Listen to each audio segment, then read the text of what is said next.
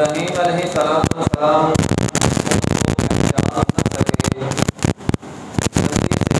مہمان نوازی کے لیے بچڑا دیا، ذبح کیا،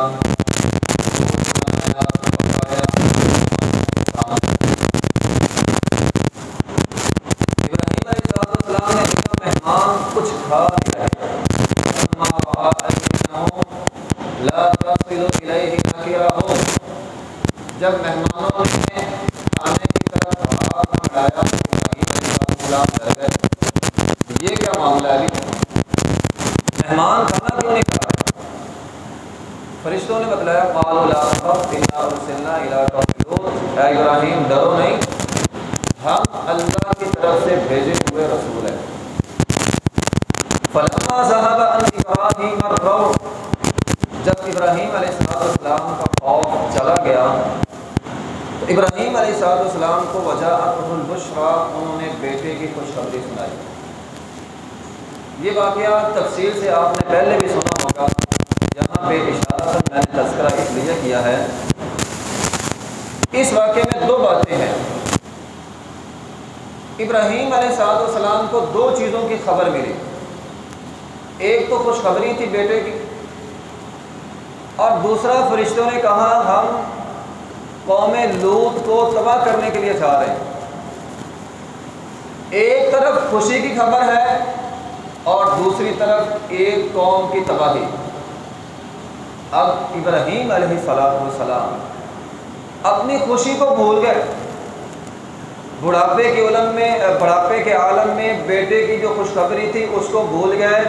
یجادلنا فی قوم لوط، فرشتوں سے جھگڑا شروع کر دیا، قوم لوط کو تباہ نہ کرو۔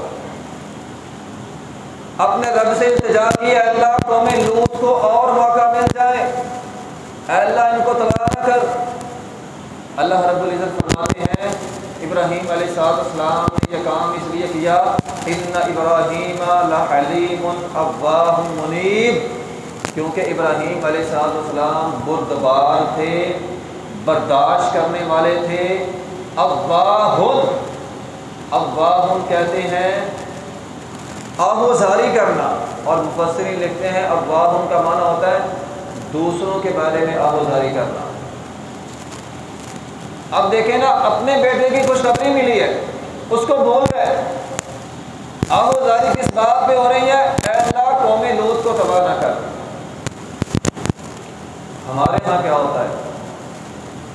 ہم کہتے ہیں میرے گھر میں شادی ہے، فوت کی تو صاحب والے گھر میں ہوئی ہے، میں تو اپنے بینڈ بازی جاری رکھوں، مجھے کیا فرق پڑتا ہے؟ مجھے اللہ نے خوشی دی ہے، شادی میرے گھر میں ہے، خوشی میرے گھر میں ہے، میں اپنی خوشی مناؤں۔ فوت کی تو ہمسایوں کے گھر میں ہوئی ہے، ہم لحاظ نہیں رکھتے، ہم کہتے ہیں مجھے خوشخبری مل گئی بس کافی ہے، باقی دوسروں کو جو مرضی ہو جائے ہمیں کوئی غرض نہیں ہوتی۔ ابراہیم علیہ السلام اتنے زیادہ بردبار تھے، برداشت کرنے والے، اور اواہ دوسروں کا دکھ تکلیف سمجھنے والے تھے کہ اپنی خوشی بھول کر اللہ سے جھگڑا کر رہے ہیں، اے اللہ قوم لوط کو تباہ نہ کر۔ ہم کہتے ہیں ہمارے گھر میں تو گوشت چل رہا ہے، ہمسائے بھوک سے مر رہے ہیں تو ہم کیا کریں؟ زیادہ سے زیادہ ہم کہتے ہیں چلو ٹھیک ہے 10 20 50 100 ہمسائے کو دے دیا بس کافی ہے۔ محترم بھائیو، اگر ہمیں صحیح معنوں میں ابراہیمی بننا ہے تو یہ دو وصف اپنانے پڑیں گے، ایک برداشت کرنا، ایک دوسروں کی تکلیف محسوس کرنا۔ ان کی سنت صرف قربانی نہیں تھی، یہ بھی ان کی سنت ہے۔ اور آپ ابراہیم علیہ السلام کی ساری زندگی، ان کی جو پوری سیرت ہے اس کا مطالعہ کریں گے، دو چیزیں آپ کو بہت زیادہ ملیں گی۔ قوم کو برداشت کیا، قوم کے ظلم کو برداشت کیا، باپ کے ظلم کو برداشت کیا، لیکن ہر وقت اپنے باپ کے لیے بھی انہوں نے دعائیں کی تھی۔ استغفر اللہ کرو گی، اے ابا جان قریب میں آپ کے لیے دعا ہی کروں گا، اگرچہ آپ نے مجھے گھر سے نکال دیا لیکن میں آپ کے لیے دعا ہی کروں گا۔ کعبۃ اللہ بنایا، وارزقہم من الثمرات، دوسروں کی اتنی فکر ہے، اے اللہ جو بھی کعبہ اللہ آئیں، اے اللہ انہیں رزق دینا، ہم نے تو چلے جانا ہے، اے اللہ میرے باپ جو بھی کعبہ اللہ آئے رزق دینا۔ اور آج مکہ کے اندر دنیا جہان کا ہر قسم کا رزق موجود ہے، اور وجہ ابراہیم علیہ السلام کی دعا ہے۔ اور صرف ابراہیم ہی نہیں علیہ السلام، تمام انبیاء کرام برداشت کرنے والے بھی تھے اور اپنی امت کی فکر کرنے والے بھی تھے۔ نبی علیہ السلام نے فرمایا، ابراہیم علیہ السلام نے اللہ سے دعا کی، فمن تبعنی فإنہ منی ومن عصانی فإنک غفور رحیم، اے اللہ جس نے میری پیروی کی ہے وہ مجھ سے ہے، ومن عصانی، اے اللہ جو میری نافرمانی کرتا ہے اے اللہ اس کو بھی معاف کر دے۔ یہ ان کا دل تھا، نرم دل، اے اللہ جو میری بات مانتے ہیں وہ تو مانتے ہیں، اللہ جو نہیں مانتے ان کو بھی ہدایت دے دے۔ فرمایا عیسیٰ علیہ السلام کی باری آئی، انہوں نے کہا اے اللہ ان تعذبہم فإنہم عبادک، اے اللہ یہ انداز ہے، پیارا انداز عیسیٰ علیہ السلام کا، اے اللہ اگر ان کو عذاب دے گا تو یہ تیرے ہی بندے ہیں، اے اللہ اگر ان کو عذاب دے گا تو یہ تیرے ہی بندے، وَإِن تَغْفِرْ لَهُمْ، اور اے اللہ اگر معاف کر دے تو غالب حکمت والا ہے، اے اللہ ان کو معاف کر دے۔ صحابہ کرام فرماتے ہیں نبی علیہ السلام نے جب یہ دونوں باتیں بتلائیں ہمیں کہ ابراہیم علیہ السلام اپنی امت کے لیے فکر مند تھے، عیسیٰ علیہ السلام اپنی امت کے لیے فکر مند تھے، نبی علیہ السلام نے بھی ہاتھ اٹھا لیے، اپنی امت کے لیے زاروں کی تار رو رہے ہیں۔ اللہ نے آسمان سے، حدیث کے الفاظ ہیں، اللہ نے آسمان سے جبرائیل کو بھیجا، اے جبرائیل جاؤ جا کے پتہ کرو میرا پیغمبر کیوں روتا ہے۔ حالانکہ اللہ کو پتہ ہے، اللہ رب العزت جانتے ہیں میرا پیغمبر کیوں رو رہا ہے، لیکن جبرائیل کو بھیجا پتہ کر کے آؤ۔ جبرائیل گئے، نبی علیہ السلام سے پوچھا، فرمایا جبرائیل ابراہیم علیہ السلام اپنی امت کے لیے دعا کر گئے، عیسیٰ علیہ السلام دعا کر گئے، مجھے اپنی امت کی فکر ہے۔ جبرائیل علیہ السلام اللہ کے پاس گئے اور جا کر کہا اے اللہ آپ کا پیغمبر اپنی امت کے میرے پیغمبر کو یہ خوشخبری سنا دو کہ اے پیغمبر علیہ السلام ہم آپ کو آپ کی امت کے بارے میں راضی کر دیں گے، آپ کو آپ کی امت کے بارے میں کبھی رسوا نہیں کریں گے۔ انبیاء کو ہماری فکر، اور ہمیں کیا ہمیں بھی اپنے اپنے نبی کی باتوں کی فکر ہے؟ مؤذن کہتا ہے ہمیں تو اللہ، نہ اللہ کے نام کی نہ پیغمبر علیہ السلام، مؤذن کہتا ہے اللہ اکبر اشہد ان لا الہ الا اللہ، اللہ کا نام لیا اس نے، اشہد ان محمد صلی اللہ علیہ وسلم کا نام لیا اس نے، پھر وہ کہتا ہے اللہ کے نام پہ محمد صلی اللہ علیہ وسلم کے حکم پر حی علی الصلاۃ آ جاؤ، ہم کہتے ہیں ہمیں کوئی فکر نہیں ہے۔ نبی اپنی امتوں کے بارے میں رو رہے ہیں کہ کہیں ہماری امتیں جہنم میں نہ چلی جائیں، اور امت دس سے مس نہیں ہوتی، امت کو فکر ہی کوئی نہیں۔ نبی علیہ السلام برداشت کرنے والے تھے۔ آپ علیہ السلام نے ایک دفعہ ایک یہودی سے قرض لے لیا، چند کھجوریں۔ نبی علیہ السلام نے یہودیوں سے، ایک یہودی تھا اس سے چند کھجوریں کھانے کے لیے بطور قرض کے لے لی۔ اب ایک مدت مقرر ہو گئی، فلاں تاریخ کو یہ آپ کا قرض واپس کر دیا جائے گا۔ ابھی وہ مدت پوری نہیں ہوئی، مثال کے طور پر اگر 2 مہینے تھے، 2 مہینے ابھی پورے نہیں ہوئے، وہ یہودی پہلے ہی آ گیا۔ نبی علیہ السلام صحابہ کرام کے ساتھ جا رہے تھے، اس نے راستے میں پکڑ لیا، نعوذ باللہ نبی علیہ السلام کا اس نے گریبان پکڑا، زور سے جھنجھوڑا، آپ کی چادر کو کھینچا، چادر کھینچنے کی وجہ سے نبی علیہ السلام کی گردن پر نشان پڑ گیا۔ عمر بن خطاب رضی اللہ عنہ ساتھ تھے، تلوار نکال لی، کہا اللہ کے رسول صلی اللہ علیہ وسلم آپ مجھے اجازت دیں میں اس گستاخ کی گردن اتار دیتا ہوں۔ فرمایا اے عمر رضی اللہ عنہ، فرمایا اس کو چھوڑ دو۔ فرمایا عمر تم نہیں جانتے میں نے اس کا قرض دینا ہے، اگرچہ بھی مدت باقی ہے لیکن دینا تو ہے نا، جو چیز دینی ہے وہ تو دینی ہے۔ فرمایا عمر رضی اللہ تعالیٰ عنہ میں نے اس کا قرض لوٹانا ہے، جاؤ اس کو لے جاؤ، اس کا قرض اس کو واپس کر دینا۔ جب حضرت عمر رضی اللہ تعالیٰ عنہ جانے لگے تو نبی علیہ السلام نے فرمایا عمر اس کو 20 سا زیادہ مال دینا، زیادہ کھجوریں دینا، 20 سا کم و پیش 1.25 من 50 کلو بنتی ہیں۔ فرمایا اس کو قرض بھی واپس کر دینا اور 50 کلو کھجوریں مزید اس کو دے دینا۔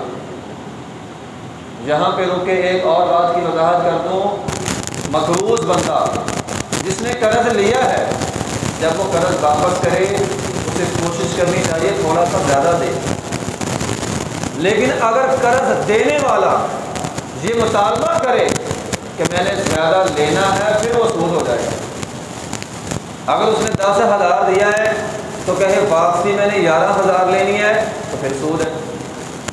اگر 10,000 قرض دیا، جو مقروض ہے جس نے قرض لیا ہے وہ اپنی خوشی سے 11,000 دے دے تو ٹھیک ہے، اس کو دینا بھی چاہیے۔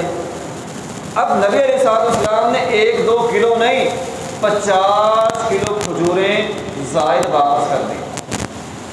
جب عمر بن خطاب رضی اللہ تعالیٰ عنہ نے 50 کلو کھجوریں سے زائد دی نا تو وہ یہودی کہنے لگا یہ کیا ہے، زیادہ کیوں دے رہے ہو؟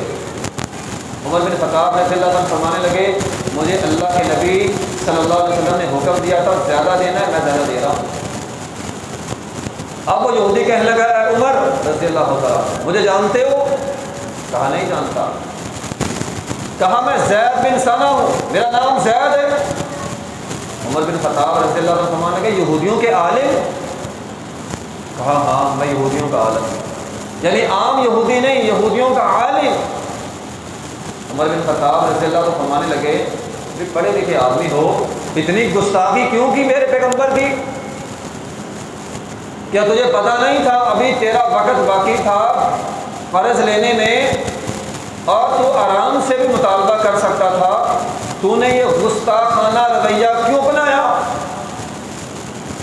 اب وہ زید بن ثنا جو اس وقت یہودیوں کے عالم تھے وہ کہنے لگے اے عمر رضی اللہ تعالیٰ عنہ، کہنے لگے میں تورات کا عالم ہوں، تورات میں نے پڑھی ہے، تورات کے اندر میں نے آخری پیغمبر کے اوصاف پڑھے ہیں، مجھے سارے اوصاف نبی علیہ السلام نے میں نے دیکھ لیے تھے سوائے ایک کے۔ تورات کے اندر لکھا تھا جو پیغمبر ہوگا وہ برداشت کرنے والا ہوگا۔ میں نے یہ گستاخانہ رویہ اس لیے کیا ہے تاکہ میں جان سکوں یہ پیغمبر برداشت کرنے والا ہے یا نہیں ہے۔ تو میں نے دیکھا پیغمبر علیہ السلام برداشت کرنے والے ہیں، اس لیے اشہد اللہ الہ الا اللہ، اس نے کلمہ پڑھا مسلمان ہو گیا۔ پھر وہ نبی علیہ السلام حضرت عمر رضی اللہ تعالیٰ عنہ سے پکڑ کر ساتھ لے کر نبی علیہ السلام کے پاس آ گئے۔ اس نے نبی علیہ السلام کے سامنے بھی کلمہ پڑھا، اشہد اللہ الہ الا اللہ، کلمہ پڑھا مسلمان ہو گیا۔ پھر وہ کہنے لگا اے اللہ کے رسول صلی اللہ علیہ وسلم میرا آدھا مال مسلمانوں کا، جتنا میرا مال ہے آدھا مال مسلمانوں کو وقف کرتا ہوں۔ یہ محترم بھائیوں نبی علیہ السلام کی برداشت ہے۔ ہم کہتے ہیں تو نے مجھے ہاتھ لگایا تو لگایا کیوں، میں تو بدلہ لے کر چھوڑوں گا۔ ہمارے اندر برداشت نہیں ہے، برداشت ختم ہو گئی ہے۔ غزوہ ذات الرقاع مسلمانوں نے غزوہ کیا تھا، بڑا مشکل غزوہ تھا، پیدل چل چل کے پاؤں زخمی ہو گئے تھے مسلمانوں کے۔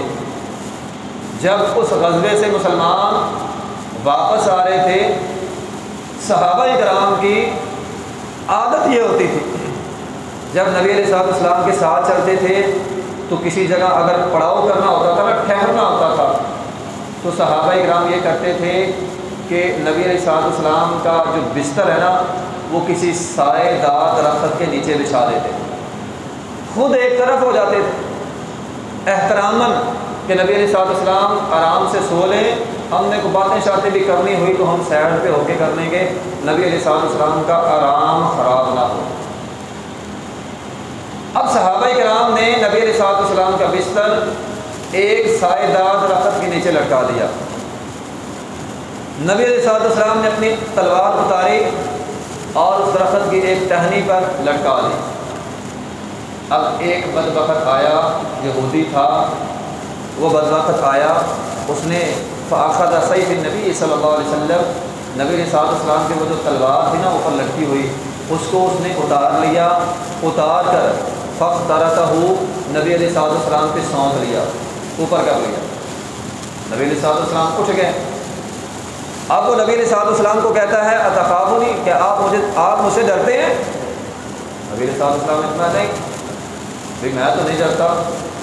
کہنے لگا تلوار میرے ہاتھ میں ہے، آپ نہتے ہیں، میں تلوار سے اگر چاہوں آپ کو مار سکتا ہوں، میں یمنعک کا منی، اگر میں آپ کو ماروں آپ کو میرے ہاتھ سے کون بچائے گا؟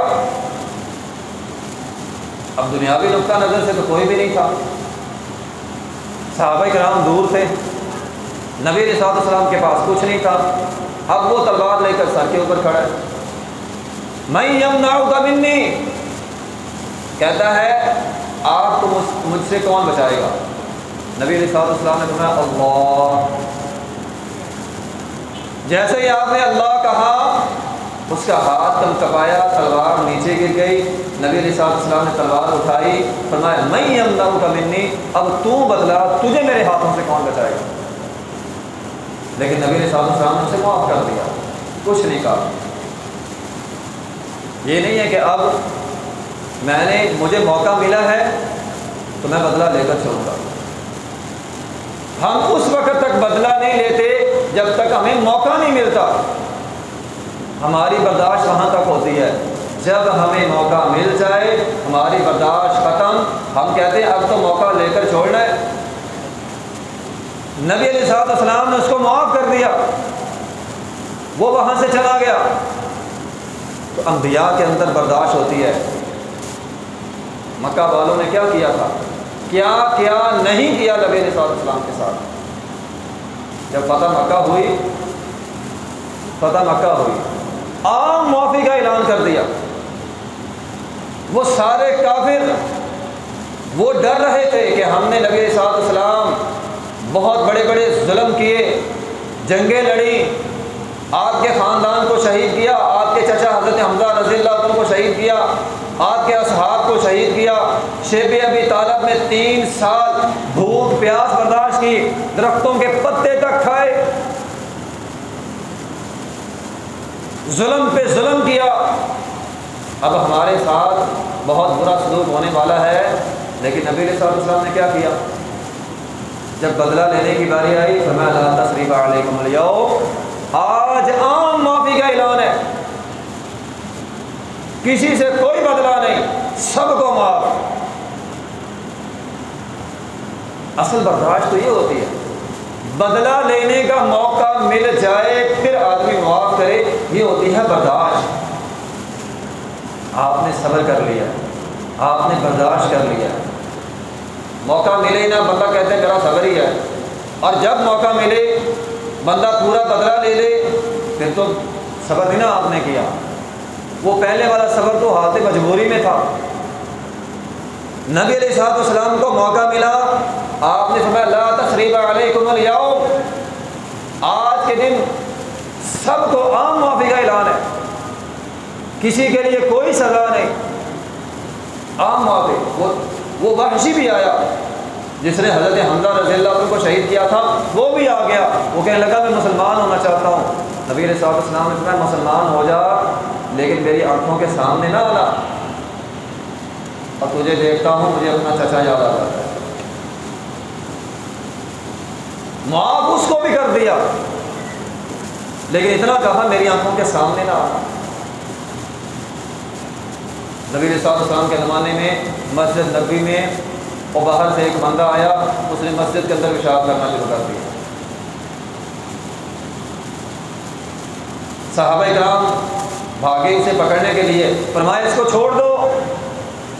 جب اس نے پیشاب کر لیا، آپ نے اسے اپنے پاس بلا کر سمجھایا کہ مسجدوں میں اس طرح پیشاب نہیں کرتے۔ ہمارے یہاں کیا ہوتا ہے، کوئی بیچارہ نیا مسجد میں آ جائے صحیح، اگر کوئی غلطی کر بیٹھے صحیح، ہم سارے اس پر ٹوٹ پڑتے ہیں۔ وہ کہتا ہے یہ پہلی اور آخری غلطی تھی، آئندہ مسجد میں نہیں آؤں گا۔ ایسا رویہ نہیں ہونا چاہیے۔ اگر کوئی مسجد میں آ جائے، غلطی کر لے، برداشت کریں، اسے سمجھائیں یہ کام مسجد میں نہیں کرتے، یہ غلط کام ہے۔ اب وہ مسجد کے اندر پیشاب کر رہا ہے، لیکن نبی علیہ السلام نے صبر کیا، برداشت کیا، اسے پیار سے سمجھایا۔ اور پھر یہ تو انبیاء کی برداشت ہے، آپ دیکھیں اللہ اس سے زیادہ برداشت کرنے والا ہے۔ ہم کتنے گناہ کرتے ہیں، مجھ سمیت ہم سارے گناہ گار ہیں، 24 گھنٹے ہم سے گناہ ہوتے رہتے ہیں، کوئی جان بوجھ کر، کوئی انجانے میں، لیکن اللہ برداشت کر رہا ہے۔ کبھی ایسا ہوا ہو ہم نے گناہ کیا، فوراً سزا مل گئی، اللہ برداشت کر رہا ہے۔ کبھی ایسا ہوا ہو ہم نے گناہ کیا، بھی اللہ کو تو پتہ ہے نا ہم نے گناہ کیا، اللہ نے بتا دیا ہو بھی اس بندے نے فلاں گناہ کیا۔ اللہ کا صبر ہے، اللہ حلیم ہے، اللہ برداشت کرنے والا ہے۔ اللہ نہ گناہ کی فوراً سزا دیتا ہے، نہ لوگوں کو بتلاتا ہے۔ اللہ لوگوں کے سامنے پردہ چاک نہیں کرتا، عیب ظاہر نہیں کرتا، اور اللہ ہمیں بھی اس بات کا حکم دیتا ہے کسی کے عیب، ہمیں تو کسی کا عیب پتہ چل جائے نا، ہم کہتے ہیں اب تو موقع ملا ہے، پورے معاشرے میں پھیلاؤ اس نے فلاں گناہ کیا۔ من ستر مسلما سترہ اللہ یوم القیامہ، فرمایا جو بندہ کسی کی عیب پوشی کر، آپ دنیا میں سچی بات ہے کسی کا آپ کو پتہ چل گیا نا فلاں نے گناہ کیا ہے، آپ اس کا گناہ چھپا لیں، نبی علیہ السلام نے فرمایا اللہ کل قیامت کے دن آپ کے سارے عیب چھپا لے گا۔ جو بندہ دنیا میں عیب چھپانے والا ہے، نبی علیہ السلام نے فرمایا اللہ اس کا حساب کیسے لے گا، اللہ اسے ایک طرف لے جائے گا، باقیوں کا حساب مجمع میں سب کے سامنے، اور جو عیب چھپانے والا ہے اللہ اس کو ایک طرف لے جائے گا اور کہے گا بندے گناہ کیا ہے، کہے گا ہاں کیا ہے، فلاں گناہ بھی کیا ہے، جی کیا ہے، اللہ فرماتے چل چپ کر سارے معاف کر دیے، میں کسی کو نہیں بتاؤں گا، تیرے گناہ سارے معاف۔ وجہ کیا ہے، اور تو دنیا میں میرے بندوں کے گناہوں پہ پردہ ڈالتا تھا، میں تو رب ہوں،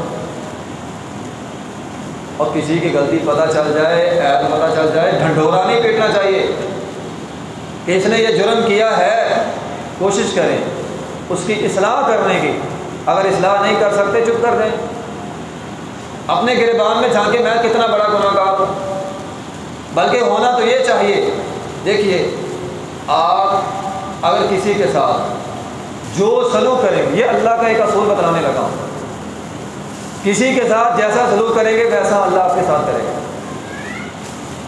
کسی کی تکلیف دور کریں گے، وہ غریب بندہ ہے، مسکین ہے بیچارہ، آپ کو بدلہ نہیں دے سکتا، اللہ تعالیٰ فرماتے ہیں بدلہ دینا میری ذمہ داری ہے۔ حدیث کے الفاظ ہیں من فرج عن مسلم قربۃ فرج اللہ عنہ قربۃ من قربات یوم القیامہ، آپ کسی کا ایک دکھ، کسی کی ایک تکلیف دنیا میں دور کر دیں، وہ بیچارہ کمزور ہے، وہ آپ کو بدلہ نہیں دے سکتا، اللہ تعالیٰ فرماتے ہیں اس کا بدلہ میں دوں گا، کل قیامت کے دن آپ کی تکلیفیں دور کر دوں گا۔ قیامت کے دن کتنی بڑی بڑی تکلیفیں ہیں، اللہ وہ ساری دور کر دے گا۔ حدیث میں آیا ہے نبی علیہ السلام نے فرمایا واللہ فی عون العبد، آپ دنیا میں کسی بندے کی مدد کریں، اللہ تعالیٰ فرماتے ہیں بندہ بندے کی جب تک مدد کرتا ہے اللہ اتنی دیر اپنے اس بندے کی مدد کرتا رہتا ہے۔ جب تک آپ مسلمان بھائی کی مدد میں لگے ہیں اللہ آپ کی مدد کر رہا ہے. اور پھر اس سب سے بڑھ کر یہ اللہ کی برداشت ہے. بندے بات سمجھتے ہیں میں بڑا چلاک ہوشیار ہوں، میرا کسی کو پتہ نہیں چلتا، میں گناہ کر لیتا ہوں، دھوکہ دے لیتا ہوں، فراڈ کر لیتا ہوں، میرا کسی کو پتہ نہیں چلتا. پہلی بات اللہ تعالیٰ فرماتے ہیں یخادعون اللہ والذین آمنوا وما یخدعون الا انفسهم. تم سمجھتے ہو میں بڑا چلاک ہوشیار ہوں، میرا پتہ نہیں چلتا، تو میں اللہ کو تو پتہ ہے. اور دھوکہ تو کسی کو نہیں دے رہا، اپنے آپ کو دے رہا ہے، اپنی جہنم گرم کر رہے ہو. بندہ کہتا ہے میں بڑا چلاک ہوشیار ہوں، میرا پتہ نہیں چلتا. اللہ تعالیٰ فرماتے ہیں واقعی قیدا، تیری چلاکی ہوشیاری سے اللہ کو سارا پتہ ہے، لیکن اللہ پھر بھی عذاب نہیں دیتا. یہ ہے اللہ کی برداشت. اللہ تو ہمارے، آپ ذرا اندازہ لگائیں میں ہر بندہ اپنے اپنے گریبان میں جھانکے میں کتنا بڑا مجرم ہوں، لیکن آج تک اللہ نے مجھے کھلایا بھی ہے، مجھے پلایا بھی ہے. اللہ ہر روز دیتا ہے. حدیث کے الفاظ ہے، بخاری کی حدیث ہے، فرمایا نبی علیہ الصلوۃ والسلام نے ما احد اصبر علی اذن سمعہ من اللہ. ہمیں اللہ سے بڑھ کر صبر کرنے والا کون ہو سکتا ہے کہ دنیا میں یدعون لہ ولد ثم یعافیہم ویرزقہم. فرمایا دنیا میں اللہ کے ساتھ لوگ شرک کرتے ہیں، اللہ ان کو معاف بھی کرتا ہے، رزق بھی دیتا ہے.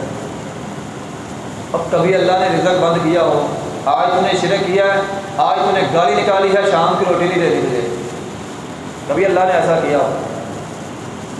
اللہ کتنا بڑا صابر ہے.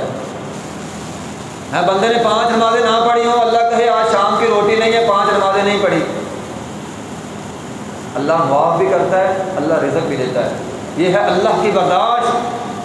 اور برداشت کرنا، صبر کرنا اللہ کی سنت ہے، انبیاء کی سنت ہے.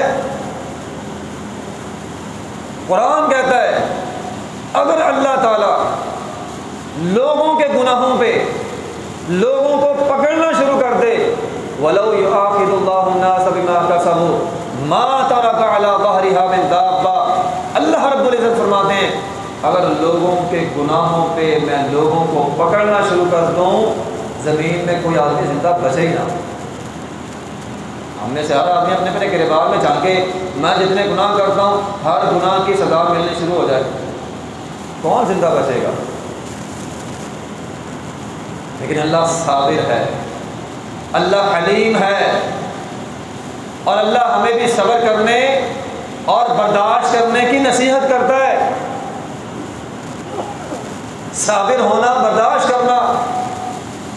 نبی علیہ الصلوۃ والسلام کے پاس ایک بزرگ آ گیا، حدیث کے الفاظ ہے وہ اتنا انتہائی ضعیف تھا، اس کی آنکھوں کے اوپر، یہ اوپر والا پر بیٹا آنکھوں کے اوپر آ رہا تھا، لاٹھی کے سہارے کھڑا تھا. اللہ کے حبیب علیہ الصلوۃ والسلام کہنے لگا میں نے ساری زندگی گناہ کی ہے، ساری زندگی گناہ، اور اتنا بڑا گناہ گار ہوں اگر اللہ میرے گناہوں کو کائنات والوں پہ تقسیم کر دینا تو ساری کائنات والے میرے گناہ کی وجہ سے جہنم میں چلے جائیں گے. اتنا بڑا گنہ گار، کیا معافی ہوگی؟ فرمایا ہاں ہو جائے گی. مسلمان ہو جا، معافی ہو جائے گی. اب دیکھیں اس میں حقوق اللہ بھی ہے، حقوق العباد بھی ہے، اللہ نے معاف کر دیا. وہ آدمی نے 100 بندے قتل کیے، واقعہ آپ لوگوں نے سنا ہے. کسی عالم سے مسئلہ پوچھا، معافی ہے؟ فرمایا ہے، علاقہ چھوڑ دو. محترم بھائیو، بڑے سے بڑا گناہ، اور میں یہ سمجھتا ہوں حتیٰ کہ حقوق العباد بھی اللہ معاف کر دیتا ہے. تیری توبہ پکی ہونی چاہیے، تیری توبہ میں کوالٹی ہونی چاہیے. اب 100 بندہ کا قاتل، توبہ کا معیار کیا ہے؟ عالم نے کہا یہ جگہ چھوڑ دو، چھوڑ دی. ہمیں کہہ دیا جائے تیرا کاروبار سودی ہے نہ کر، ہم کہتے ہیں وہ میں نے سی وی بنائی ہے، وہ میں نے اپلائی کی ہوئی ہے، اگر کہیں اور جاب مل گئی تو یہ چھوڑ دوں گا. پہلی بات یہ ہم ماننے کے لیے تیار ہی نہیں ہوتے میرا کام غلط ہے، میں دھوکہ کرتا ہوں، میں فراڈ کرتا ہوں، میرا کاروبار صحیح نہیں ہے، یہ بات ماننے کے لیے تیار ہی نہیں ہے۔ آپ گوشت لینے چلے جائیں، وہ آپ کو 600 کا 900 گرام دے دے گا، بھی 900 گرام کیوں دیا؟ لوگ کہتے ہیں پورا شہر ہی دے رہا ہے۔ پہلی بات ہم ماننے کے لیے تیار نہیں ہوتے میں غلط کر رہا ہوں، اگر مان بھی جائیں تو ہم کہتے ہیں سارا شہر کر رہا ہے، سارا شہر کر رہا ہے۔ یأتی بکم اللہ جمیعا، اللہ تعالیٰ فرماتے ہیں پھر میں سارے شہر کو اکٹھا کر دوں گا۔ اس نے توبہ کی، عملی توبہ، ایک قولی توبہ ہوتی ہے، ایک عملی توبہ ہوتی ہے، ایک زبان سے توبہ ہوتی ہے، ایک کردار سے عمل سے توبہ ہوتی ہے۔ آپ زبان کے ساتھ ساتھ عملی توبہ کر لیں، اللہ آپ کے حقوق العباد بھی معاف کر دے گا۔ 100 بندے قتل کیے، اللہ نے معاف کر دیا، اس کو جنت دے دی۔